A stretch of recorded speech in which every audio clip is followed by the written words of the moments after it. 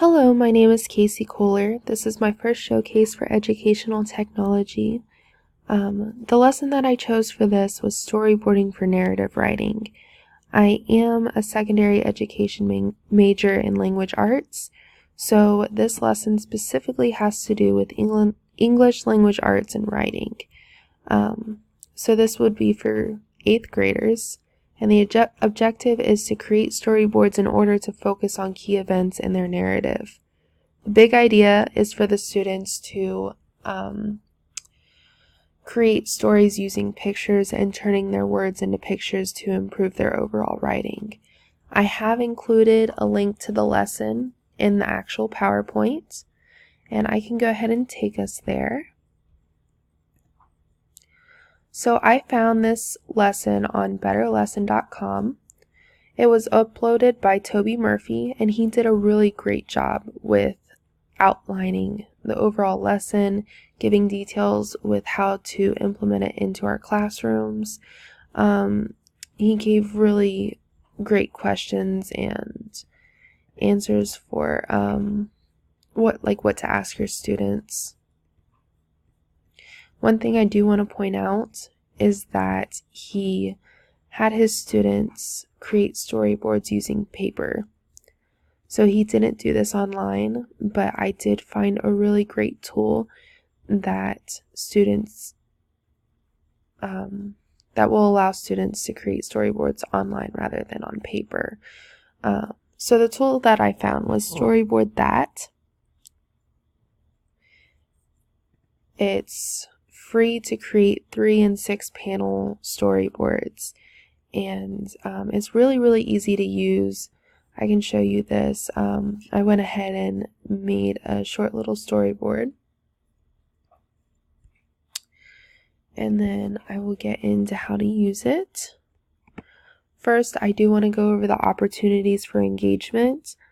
The first one being that seeing a storyboard can help students see what details are important to include and what details are unnecessary when telling a story. Another is, as students are working, teachers can ask questions like, why did you choose those moments?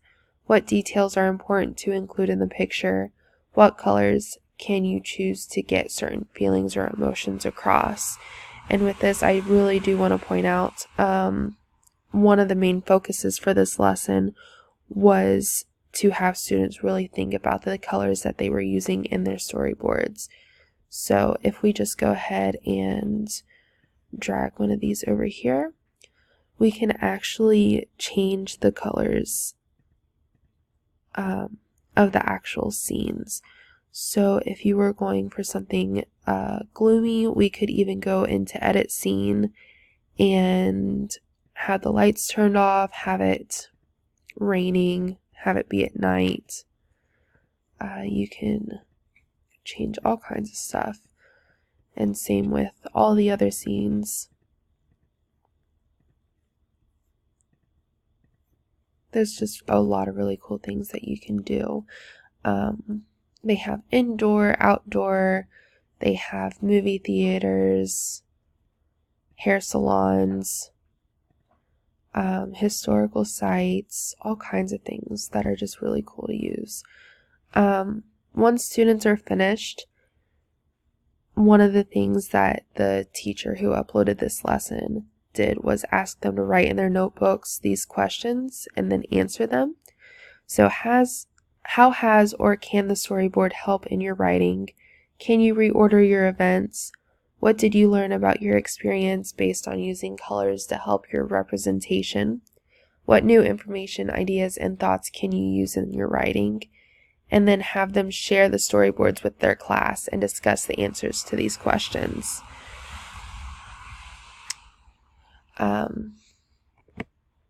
So again, the technology tool I picked was StoryboardThat. It allows students to make a rough drafts, final drafts, and revise without wasting resources. I think that that is the number one benefit for using something like this. Personally, when I was a freshman in high school, we did something similar to this. We created a storyboard and we used paper and pens and markers, and it took up a lot of time for us to use that, especially with having limited resources we had to share. So for students, being able to go online and have all of the resources at their fingertips is something that's really exciting. Also, this tool will get students excited by just being able to create something online. And then I, again, provided a link to the tool in the PowerPoint here. StoryboardThat allows students to focus on the activity with less distraction by having all of the materials needed to make a storyboard online, and eliminates unnecessary time wasted collecting physical materials to complete the activity. It also motivates students to start the learning process of knowledge gathering. So students will think about how to focus, what details are important, and what the big idea may be.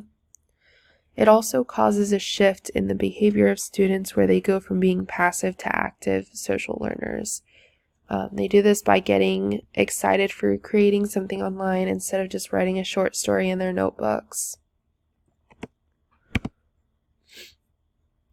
So again, if we go over this, we can go back and create one from scratch.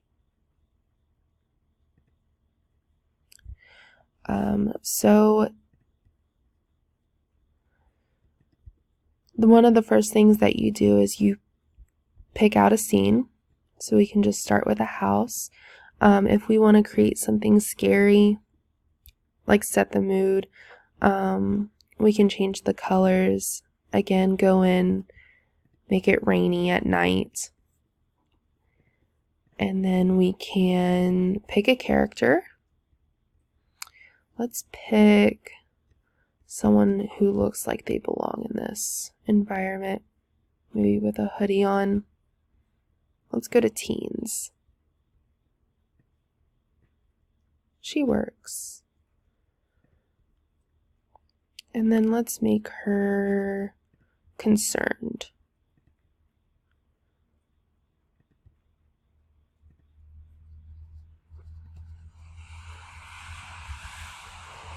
You can edit the poses. They have instant poses down here. So if we make her sad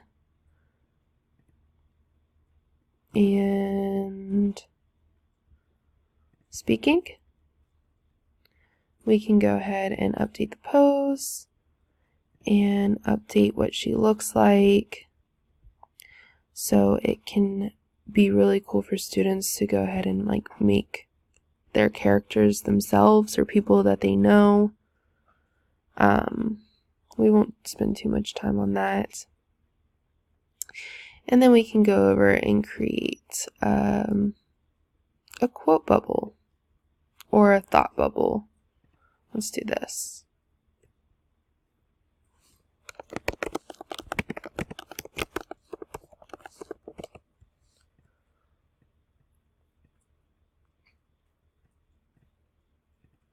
So then we can go ahead and move on to the next scene and the next scene.